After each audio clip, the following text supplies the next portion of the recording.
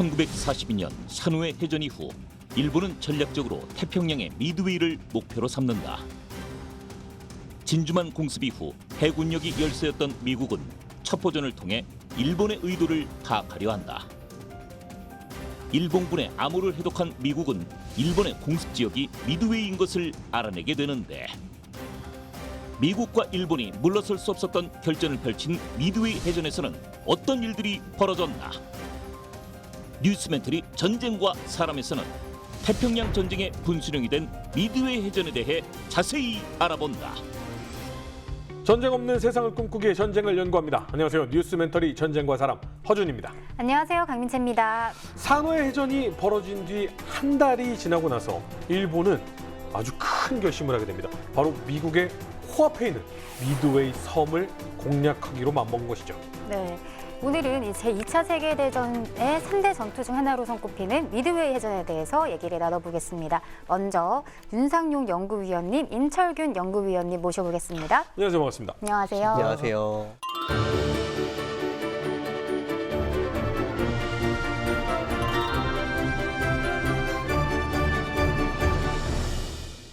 지난 시간에 이제 항목끼리 맞붙었던, 그러니까 서로 보이지 않는 적을 상대했던 이 최초의 전투에 대해서 이야기를 나눠봤습니다. 이후에 태평양 전쟁 어떻게 진행이 됩니까? 뭐 아시다시피 지난 산호해 해전의 가장 핵심은 계속 언급됐던 MO 작전입니다. 그리고 지금 산호해 해전이 끝나고 나서 정확히 한 달 뒤에 지금 이제 미드웨이 해전이 일어나게 되는데, 그 사이에 MO 작전은 사실상 완전히 실패를 했습니다. 함대끼리 이제 싸우면서 처음에 예상도 안 했던 전력들이 많이 소모가 돼 버렸고, 그러다 보니까 이제 작전이 계속 미뤄지고, 그 뒤에는 이제 육군을 상륙시켜가지고 포트 모레즈비를 점령해 보려고도 하고 여러 가지 시도를 했습니다만, 결과적으로는 전부 다 실패를 했고, 사실상 호주, 뉴질랜드에 고립하는 이제 실패한 상태로 끝이 났습니다. 중요한 거는 근데 태평양에서는 일본의 기세가 이렇게 약간 주춤하게 됐습니다. 그럼에도 불구하고 이제 다른 전역에서는 여전히 일본이 팽창세였습니다. 육군들은 그렇죠. 엄청났죠. 육군에서는, 지상에서는 계속 팽창세를 이어가고 있으니까 일본이 꺾였다고 얘기하기는 힘든 상황이었고, 심지어 이제 일본이 고려하기 시작한 거는 미 본토를 갖다 어떻게 때릴 수 있느냐, 이제 이 점을 고려하기 시작을 합니다. 그래서 이제 안류산 열도 쪽으로 해가지고 이제 어떻게든 서부 해안 쪽으로 접근을 할 수 있지 않을까, 이제 요 고려를 하던 시점입니다. 근데 이때 중요한 사건이 하나 일어나죠. 영화에 너무 많이 나온 그 장면입니다. 듀리틀 특공대 폭격기를 가지고 항공모함에서 발진하겠다는 그런 깜찍한 생각을 도대체 어떻게 했는지 모르겠는데, 사실 하면 안 되는 짓이거든요. 일단 이륙도 너무 위험하고. 네. 저걸 아무리 육상에서 연습을 했다고 해도 항공기라는 게 양력을 충분히 받아서 이륙해야 되는 거지 않습니까? 항공기의 무게에 따라서 발진할 수 있는 활주로의 길이가 다 다르거든요. 그렇죠. 저 둔중한 장거리 폭격기를 항공모함에서 이륙시키겠다는 생각 자체가, 저걸 기한한 사람들은 사실 정상적이라고 볼 수가 없는 그 정도의 발상인 거죠. 돌아오지 않는 거죠. 네. 돌아오지 않고 그 근처 다른 땅으로 가게 만드는 작전이었으니까요. 맞습니다. 기한한 게 둘리틀이었겠죠. 저 항공기가 발진을 해서 어쨌든 호넷함에서 16대가 이륙하는 데는 성공을 합니다. 네.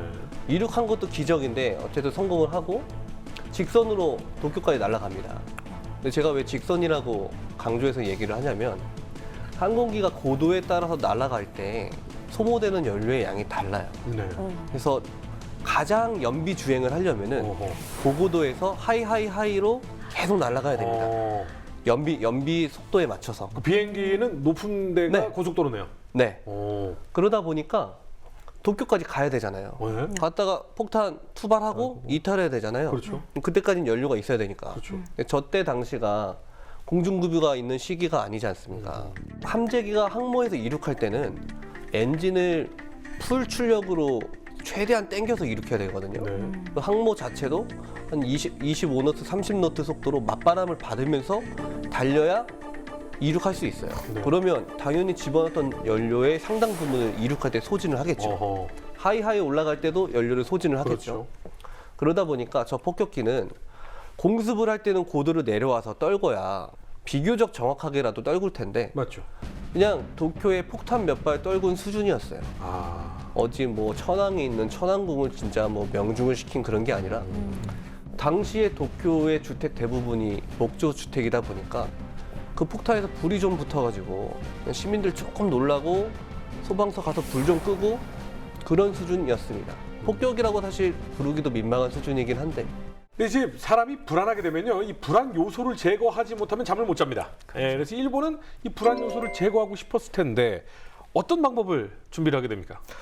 일단 둘리틀 공습이 가능해졌다는 걸 갖다 이제 파악을 하면서 이제 몇 가지 생각을 하기 시작합니다. 이제 일단 확실한 거는 북태평양의 제해권은 반드시 장악해야 된다. 그래야지 일본 열도가 보호가 된다.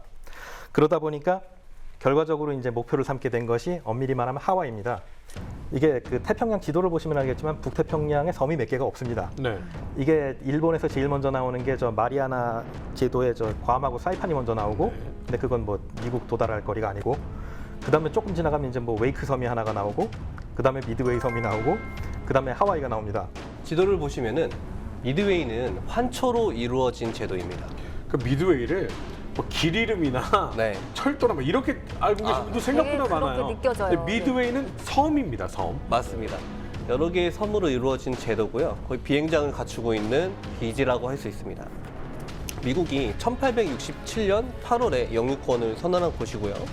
위치는 북위 28도 12분, 서경 170도 21분에 있습니다. 여기를 만약에 점령을 하게 되면 일본이 여기를 거점으로 해서 공두보를 설치할 수가 있습니다.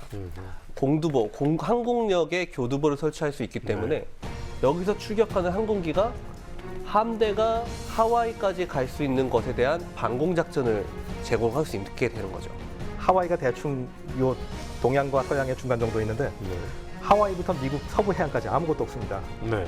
그렇기 때문에 미국을 갖다가 타격을 하든가 혹은 미국이 일본을 타격을 못하게 하려면 하와이는 반드시 장악해야 될 목표라고 이제 생각을 하게 됩니다. 북으로는 일주산 열도, 그 일대를 점령을 하는 작전 하나, 서로는 미드웨이 제도를 점령하는 작전 하나, 두 개의 작전을 생각을 하는데 주력은 미드웨이, 알류산 열도 쪽은 조공으로 해서 저기 알류산 열도 쪽을 양동작전으로 하는 작전을 구상하게 됩니다.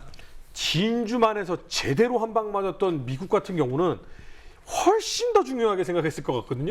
그러면 대비를 안 할 리가 없잖아요. 그럼 미국의 온갖 정보력을 다 동원해서 감시를 했을 것 같은데요. 감시를 하고 있었는데 여기서 이제 주목할 분이 이제 그 조셉 로시포트라는 분입니다. 영국의 극동연합군과 동인도의 암호 해독부서와 함께 이제 일본군 암호를 깨는데 이제 주력을 합니다. 그래서 당시 일본군이 JN-25라는 암호 체계를 쓰고 있었는데 이거를 상당 부분 깼다고 합니다. 와. 이제 주목할 만한 정보를 갖다 하나 입수하기 시작하는데 자꾸 일본군이 지명을 얘기하면서 부대를 집결할 거라는 이제 정보가 들어옵니다. 오호.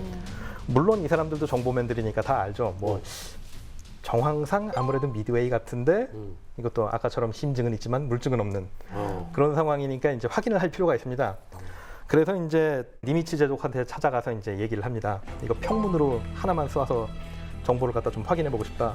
그래서 뭐라고 썼냐면은 미드웨이의 식수시설이 파괴됨이라고 그냥 일반 평문으로 보냈습니다. 그리고 며칠 앉아서 기다렸더니 이제 일본 쪽에 암호가 하나가 입수가 됐는데 식수시설 파괴라고 들어온 겁니다. 오, 딱 걸렸네. 함정을 딱 팠는데 거기를 딱 그렇죠. 밟아버렸네요. 그렇죠. 근데 뭐 정보하면은 사실 미국을 빼놓고 얘기할 수가 없는데 맞아요. 하지만 이때 당시까지만 해도 일본의 전력 미국과 비교해서 뒤떨어지지 않았거든요. 뒤떨어지는 정도가 아니라 압도를 하고 있었습니다. 이 전쟁의 향방을 가를 수 있는 거의 모든 전력을 동원했다라고 해도 과언이 아닌데요. 당시 야마모토 해군 장관이 기획한 전력의 부대 편성을 보면은 본인이 직접 지휘하는 본대, 항모 전단으로 구성된 제1기동함대, 제2 연합함대가 또 따로 있었고요. 그 다음에 이들을 보호할 지원부대, 순양함과 구축함으로 구성된 지원부대, 그리고 잠수함으로 구성된 선견대, 보급부대, 뭐 급유부대 한 8개 정도의 전단이 한꺼번에 출격을 합니다. 미국은 어느 정도의 지금 전력으로 준비를 합니까? 억지로 지금 긁어모은 게 항모가 3척. 예, 그리고 중순양함이 7척이 모였고 경순양함이 1척이 모였고 구축함 15척, 그리고 함재기 233기, 그리고 미드웨이 기지에 이제 항공기가 127기와 잠수함이 16척 있었다고 합니다. 자, 그러면 일단 압도적인 전력을 준비한 일본, 어깨가 지금 뭐 관자놀이까지 올라가 있는 상태고요. 미국은 억지로 지금 항모 3대를 가지고 지금 방어를 하러 나섰습니다. 하지만 여기서 중요한 거, 미국은 정보력에서 일본을 압도하고 있었다는 사실이죠. 그렇습니다. 당시 그 함대들을 찾기 위해서 이따 어디로 올지는 알잖아요. 네. 그래서 미국은 정찰기들을 사방으로 보냅니다. 그래서 정찰기들이 사방으로 오는 것을 탐지를 하고 있고, 정작 이제 미 항모 주력 부대들은 포인트 럭 인근 해상에서 대기를 하고 있는 상황인 거죠. 이때 일본은 자신들의 그 완전 물결한 기습 작전이 탄로나지 않도록 하기 위해서 AL 작전, 인류산 열도 측에 요란하게 공습을 합니다. 아하. 그러니까 니미츠 제독은 저거 그냥 양동부대야. 이거 알고 있는 거죠. 아. 어차피 본류는 미드웨이야. 라고 생각해서 계속 정찰기들을 사방으로 내보내서 찾습니다. 찾고 있다가 이제 마침내 6월 4일 미드웨이 서북쪽 460km 해상에 나구모의 함대가 도착을 하게 되는 거죠. 네. 근데 여기까지 오는 과정에서 미군이 결정적인 정보 실수를 하나 해요. 미국의 주요 항모들이 뭐 미드웨이 쪽으로 이동하고 있다라는 미군 조종사들, 파일럿들의 교신이 대본영에 감청이 된 거예요. 대본영도 미국의 암호를 깨고 사실을 즉각적으로 야마모토 장관한테 알렸죠. 야마모토 장관이 그 전문을 수신하고 나서 나구모 함대는 인류산 여쪽 쪽으로 돌아갔다가 미드웨이로 오는 침노였거든요. 네. 그렇다 보니까 이걸 전달을 해줘야 되는데 전달하라고 지시를 했어요. 근데 야마모토 장관의 밑에 있던 구로시마 소장이라는 장군분이 계셨는데 이 사람이 반대를 합니다. 왜요? 알리는 건 당연히 알려야죠. 우리의 완전 무결한 기습 작전이 전파를 송신을 하면 우리 위치가 탄로가 난다. 그리고 어차피 나구모의 함대는 우리 위치에서 555km 밖에 떨어져 있지 않으니까 우리가 안 보내도 걔네도 수신했을 것이다. 라고 자기들끼리 판단을 하는 거죠. 정작 나구모 중장은 아무것도 듣지 못했어요. 거기 항모가 있다는 사실을 나구모는 몰라요. 자기들의 워게임 결과에는 미국은 여기에 항모가 안 올 거라고 생각을 했어요. 그래서 일본도 정찰기를 계속 보내는데 자기들이 예상하는 지역으로 정찰기를 당연히 보내겠죠. 망망대해를 다 뒤질 수는 없으니까. 자기들이 뒤진 곳에서는 미군 항모가 안 나와요. 그러니까 확신을 갖게 됩니다. 아, 미군 항모 안 왔구나. 그리고 약간 그 일본 같은 경우 소위 말하는 확증 편향이 작용을 한 것 같습니다. 그럼 믿고 싶은 대로 믿는 거죠, 쉽게 말해. 왜냐하면은 이제 실제로 일본이 함대 비슷한 걸 마지막으로 관측한 게 아까 말한 그 산호해 전투 후에 5월 18일이었습니다. 그때 봤을 때가 이제 저 태평양 남쪽에 있었으니까 아마 거기 계속 있겠지. 그게 이제 첫 번째로 작용을 한 거고. 두 번째로 이제 하도 혹시 모른다는 얘기가 나오니까 이제 진주만을 직접 한번 염탐을 하려고 합니다. 그 정찰기 한 대가 떠가지고 진주만으로 열심히 날아가고 있었는데 중간에 프렌치 프리깃 모레톱이라는 곳이 있었는데 그 근처에서 갑자기 미국 함정 하나가 왔다 갔다 하는 게 보입니다. 그래서 또 걸려서 격추당하기 싫으니까 또 가다가 그냥 돌아왔습니다. 이게. 그 다음에 일부 감청 하와이 쪽에서 이제 통신량이 증가하는 게 이제 감청이 됐는데 이 감청 정보 중에 긴급이라고 수신된 게 굉장히 여러 개 있었다고 합니다. 그러니까 내용까지는 모르더라도 일단 확실하잖아요. 뭔가 미국도 긴급한 상황이 도래하고 있다는 거를 눈치채고 있다. 이렇게 해석을 해야 정상인데 이것도 아까 말한 확증 편향 때문에 끝까지 무시를 합니다. 그러니까 결과적으로 야 여기 없잖아. 여기도 없잖아. 그럼 미국이 없잖아. 아 이쪽은요. 아니 안 봐. 여기 없잖아. 없는 거야. 이런 느낌이잖아요. 그렇죠. 아니 어떻게 이런 거대한 전쟁을 하면서 이런 작전을 펼칠 수 있는지 참 신기한 상황입니다. 경험에 근거한 자만심과 자부심이죠. 근데 어쨌든 양쪽 모두 정찰기를 날리고 있으니까 언젠가는 걸리지 않겠습니까? 네, 그럼 어느 함대가 먼저 발견이 돼요? 접근 중인 일본 함대가 먼저 발견이 됩니다. 일본 함대에 대한 최초의 컨택 접촉은 기체번호 6V55 PVY를 조종하고 있던 찰스 이튼 소위가 먼저 식별을 합니다. 두 척의 화물선을 식별을 한 거예요. 그러니까 아까 많은 전단들이 출동했다고 네. 했잖아요. 근데 그 화물선은 소해 전단, 그러니까 소해 함대로 구성되어 있는 곳에 위치한 함선이었거든요. 그걸 발견하고 나서 21분 뒤에 잭 리드 소위가 조종하고 있는 또 다른 PVY 정찰기에서 이제 방위 262 거리 700 주력 부대 발견라고 보고를 합니다. 네. 그러고 나서 이 사람을 발견한 게 뭐냐면 다나카 소장이 이끌고 있던 미드웨이 상륙 부대예요. 네, 거기에는 순양함, 구축함 11척에서 10척 정도의 상륙 부대 한 5,000명 정도 탑승하고 있는 그 부대들을 발견을 한 거예요. 그래서 한 11척 정도 식별하고 나서 보고를 합니다. 그래서 이 부대를 대상으로 곧바로 미드웨이에서 B-17 폭격기를 출격을 시킵니다. 이 9대가 출격해서 고공 수평 폭격을 실시를 하는데 한 발도 못 맞춥니다. 그래서 서로 아무런 피해 없이 그냥 걔도 돌아가고 일본 함대는 그냥 가고 갔어요. 봤는데 안 본 거나 다름없어. 네. 그 제가 계속 PVY 정찰기 하잖아요. 이 정찰기가 구형이에요. 속도가 느려요. 대신에 항속거리가 깁니다. 그러니까 오래 떠 있을 수는 있는데 이게 무슨 전투를 하기에 적합한 용도는 아니에요.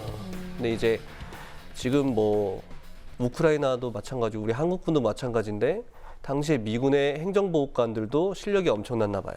이 PVY 정찰기를 즉석에서 조금 용접하고 뭘 갖다 대고 해가지고 어뢰를 장착할 수 있도록 개조를 합니다. 오히려 이 정찰기들이 가서 어뢰를 떨궈가지고 일본의 유조선을 한쪽 파손을 시켜요. 오. 네, 그런 전과를 거둡니다. 그 정찰기를 뇌격기로 만든 거네. 네. 이때까지 미 해군의 주력 함대들은 포인트 럭 인근에서 항모들이 절대적인 무선 침묵을 유지하고 대기하고 있었죠. 일본은요. 일본 자체가 출동했습니다. 육군을 제외한 해군의 모든 곳이 다 쏟아 부어졌다라고 해도 과언이 아니고요. 그리고 일본의 성웅이 출전을 했습니다. 우린 이겨. 심판이 이렇게 하면 지는데요. 그냥 우린 이겨. 이러고 갔습니다. 미국도 영혼까지 끌어모았습니다. 활활 타오르던 그 배 3달 걸려서 고쳐야 된다는데 3일 만에 뚝딱뚝딱 하면서 지금 미드웨이로 오고 있습니다. 과연 이 해전의 결과는 어떻게 될까요? 미국 본토를 위협받을 수 있는 상황이 미국은 펼쳐질 수도 있습니다. 다음 시간에 그 결과를 공개해드리도록 하겠습니다. 다음 이야기. 첩보전을 통해 일본의 의도를 알아낸 미국은 가용 전력을 최대한 동원해 대응에 나선다. 다급했던 미국은 산호해 해전에서 파괴된 요크타운까지 수리해 전투에 투입한다. 이후 항공모함 4척을 필두로 막강한 전력을 자랑한 일본은 미드웨이 공습을 시작하는데 제2차 세계대전 3대 역전극으로 손꼽힌 미드웨이 해전에서 미군이 펼친 작전은 무엇인가? 태평양 전쟁의 분수령이 된 미드웨이 해전 2부 많은 시청 바랍니다.